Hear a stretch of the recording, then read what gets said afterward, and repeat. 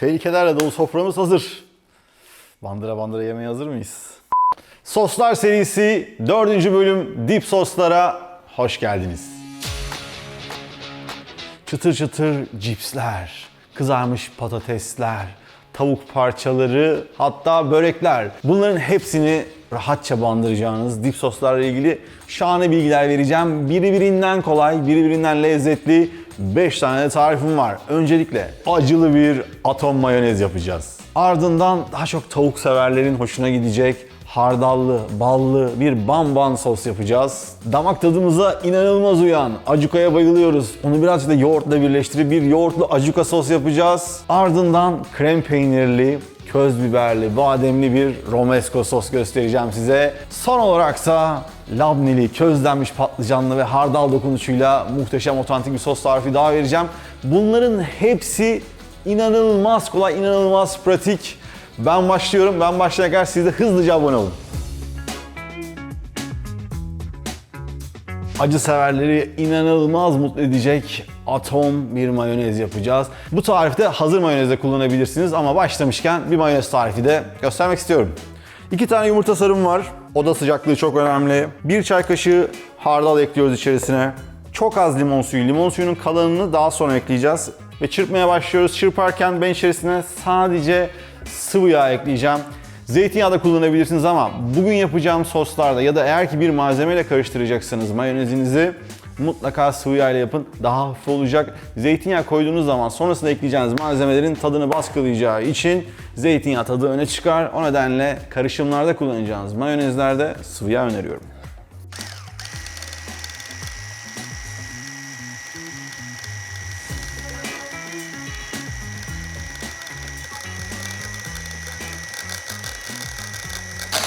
Yaklaşık 1-1,5 su bardağı kadar sıvı yağ ekledim içerisine. Daha ne kadar sıvı yağ alır diye soruyorsanız düzgün şekilde eklemeye devam ettiğiniz sürece 1-1,5 litreye kadar yağ kaldırır. Bilginiz olsun. Burada kıvamı size bırakıyorum. Ama birazcık böyle sarımsak olması hem daha lezzetli hale getirecektir hem de o yumurtadan alacağınız güzel zengin lezzeti de arttıracaktır. Şimdi içerisine yaklaşık 1 tatlı kaşığı kadar beyaz üzüm sirkesi ekliyorum. Burada pirinç sirkesi de ekleyebilirsiniz. Tuzunu ekliyorum içerisine. Kalan limon suyundan birazcık daha ekliyorum. Şimdi sirkeyle beraber fazla ekşi olmasın. Tadına beraber bakacağız. Bir tadına bakalım. Şuradan kıvamını da göstereyim size. Bakın kaşıktan düşmeyecek seviyede olması gerekiyor. Bu tabii çok üst seviye bir mayonez.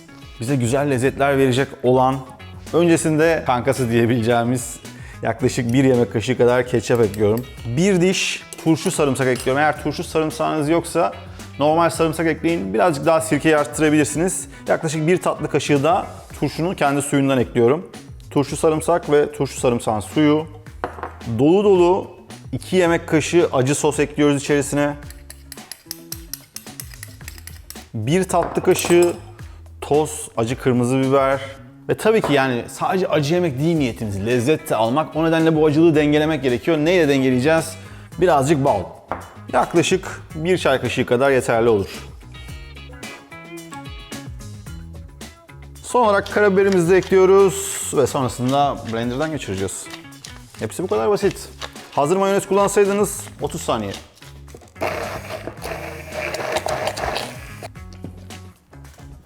Tadına bakalım. Buradan böyle akıyor gidiyor. Bu tarz soslarda bana biraz yağlı geliyor, ağır geliyor diyorsanız hemen süzme yoğurt takviyesiyle birazcık daha yumuşatabilirsiniz. Kıvamını daha cıvık seviyorum diyorsanız böyle 1 tatlı kaşığı ekleyerek sıcak suyla kıvamını da açabilirsiniz. Bunlar da püf noktalarından. Ve şimdi bunu tabağa alalım.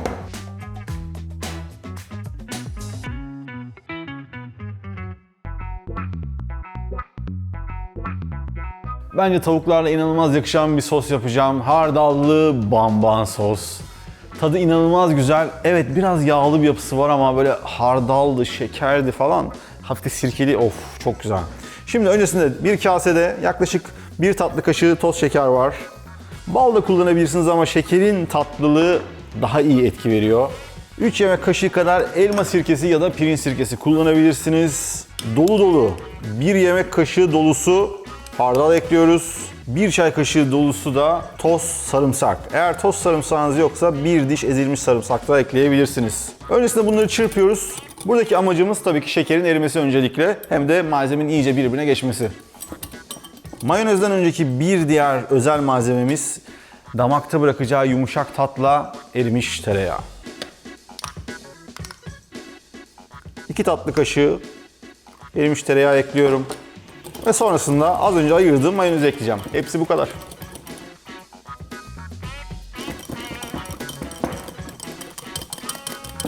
Gördüğünüz gibi hepsi bu kadar basit. Bir tadını kontrol edelim. Muhtemelen tuz eksik olabilir. Yok, tuz eksik değil. Tereyağı damakta inanılmaz. Buna bayılacaksınız. Biteceksiniz yani. Böyle bandırdıkça alıp konuşamıyorum. Hazır.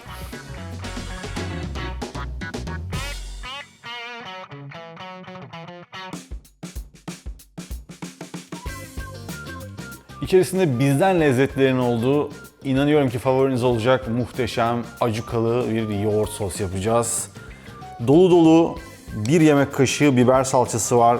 Ev tipi olursa, özellikle güneşte kurutulmuş olursa, daha söylerken bile ağzınız benim gibi kamaşır. 1 tatlı kaşığı dolusu da domates salçası. Acı severler, bol bol ekleyin. Sevmiyorsanız pul biber işini çıkartabilirsiniz. Ben 1 çay kaşığı dolusu Adana'dan gelen pul biberimizden koyuyorum. Çok meşhurdur. 1 çay kaşığı kimyon ekliyorum. 1 çay kaşığı kekik. 1 avuç dolusu cevizim var. Yaklaşık 6-7 adet tam ceviz gibi düşünebilirsiniz. Bir parça tuz da ekliyorum. Tuzu az ekliyorum çünkü biber salçam tuzluydu hafif. Karabiber.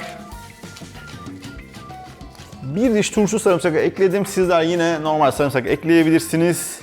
Yarım çay bardağı kadar da zeytinyağı gezdiriyoruz. Şimdi robottan geçirebiliriz. Bir karıştıralım, tadına da bakalım. Neyi eksik, neyi fazla görelim. Yıkılıyor bu sos. Belki sunarken üzerine biraz daha zeytinyağı gezdiririz. Hazır.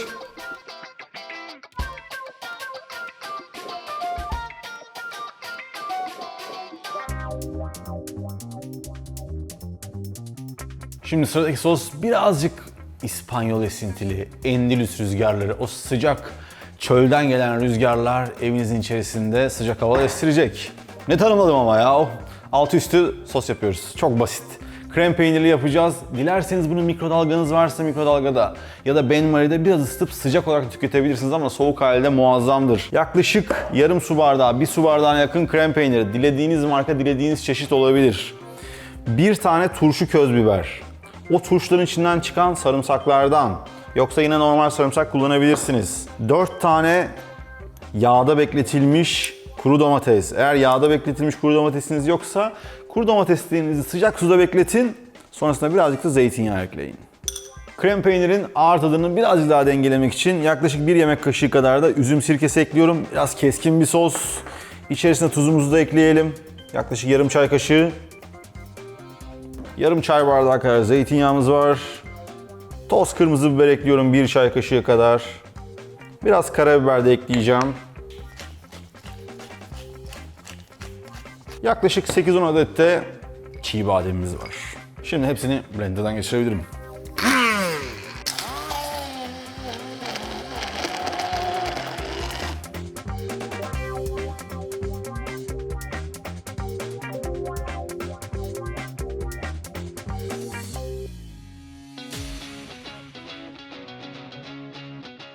Sıra geldi son sosumuza. Bu epey yumuşak, damakta inanılmaz ipeksi bir his bırakan, hardallı, patlıcanlı, labneli muhteşem bir dip sos.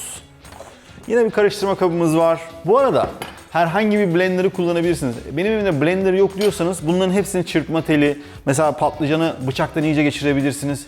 Mutlaka bir çözümü bulunur, yeter ki yapmak isteyin. Közlenmiş patlıcanım var, 1 diş sarımsak, 1 yemek kaşığı dolusu hardal ekliyorum. 1 yemek kaşığı sirke ekliyorum, üzüm sirkesi. Neden hep sirke kullanıyorsun diyeceksiniz. Neden limon suyu kullanmıyorsun? Çünkü bunları genelde biz yağlı yiyeceklerle birlikte tüketiyoruz bu sosları. O yağlı yiyeceklere de limon pek yetmiyor aslında. Güzel sirkeli soslar daha çok bir bandırma isteği, daha böyle bir dipten kazıma isteği yaratıyor. Aklınızın bir köşesinde bulunsun. Tabii ki sirkeden hoşlanmıyorsanız birazcık limon suyunu arttırabilirsiniz. Şimdi labnemizi de ekliyoruz içerisine. Biraz tuz ekleyelim, biraz karabiber. Patlıcanın olmazsa olmaz baharatlarından yarım çay kaşığı kadar da kimyon ekliyorum. Ve 1 çay kaşığı bal. Fark ettiyseniz bu dip soslarda yine bal ve şeker öne çıkıyor. İşte bu sosları aslında sevmemizin sebeplerinden bir tanesi bu yaramaz ikililer. Yani şekerler, yağlar. O yüzden dip sosları çok seviyoruz. Her zaman olmaz ama bazen günün keyfini çıkarmak isteriz. İşte o zaman bu sosları yapacağız.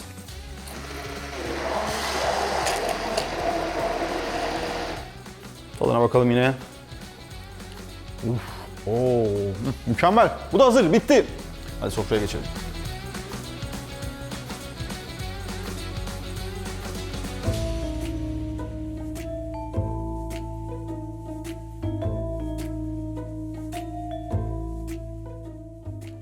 Tehlikelerle dolu soframız hazır.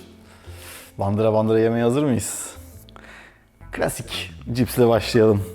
Şu ilk yaptığımız atom mayonezimize. Of. Yalnız dip sosta kıvam önemlidir. Üstünüze başınıza damlamayacak. Bakın tuttuğunuz zaman ne daldırırsanız daldırın. Üzerinden akıyorsa sosun kıvamı tam olmamış demektir.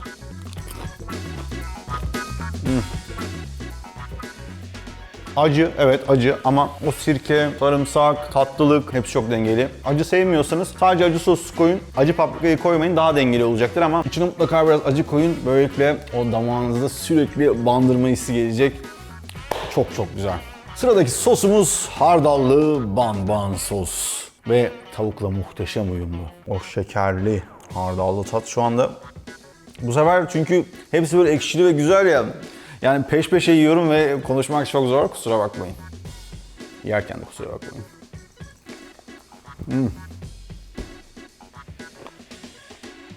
Mükemmel bir sos yani. Gerçekten el yapımı mayonezle birlikte hardal, şeker, sirke çok çok dengeli, çok çok güzel.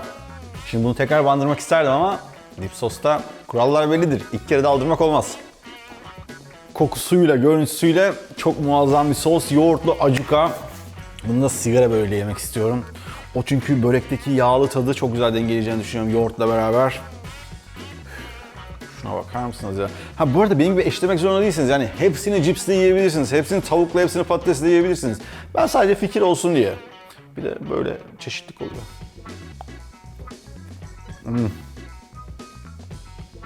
Bunu dök, bunu her şeyin yanına yersin. Ekmeğin üstüne sür ye.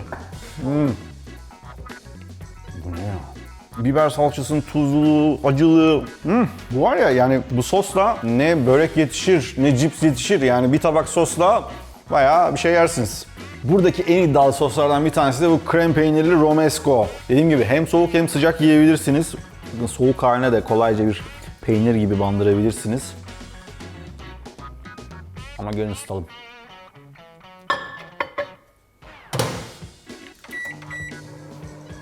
Şimdi sıcak hale deneyelim tekrar. Biraz fazla sıcak abi.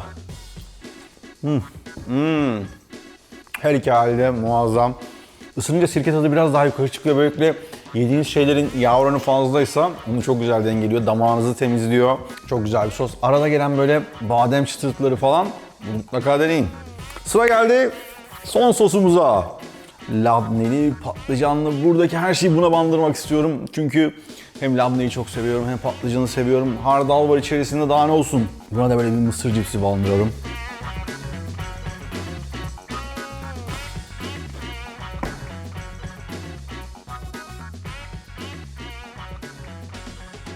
Sizlere muazzam 5 adet dip sos gösterdim. Hepsi birbirinden güzel, birbirinden dengeli. Türk damak tadına uygun olan var, birazcık daha Avrupa'ya olan var. Ne isterseniz. Peynirlisi var, mayonezlisi var, yoğurtlusu var. Bunların hepsini kendi arasında sizler de yorumlayıp kendi soslarınızı yapabilirsiniz. Hatta yaptığınız farklı soslar varsa yorumlara yazıp benimle de paylaşabilirsiniz. Burada bu güzellikler bizi bekliyor. İçecek bir şeyler alalım. Arkadaşlarımla bunları yiyeceğiz. Ama videoyu beğenenler beğenmeyi, hala abone olmayanlar. Lafım sadece size. Abone olmayı unutmayın. Bir sonraki bölümde görüşmek üzere. Bay bay.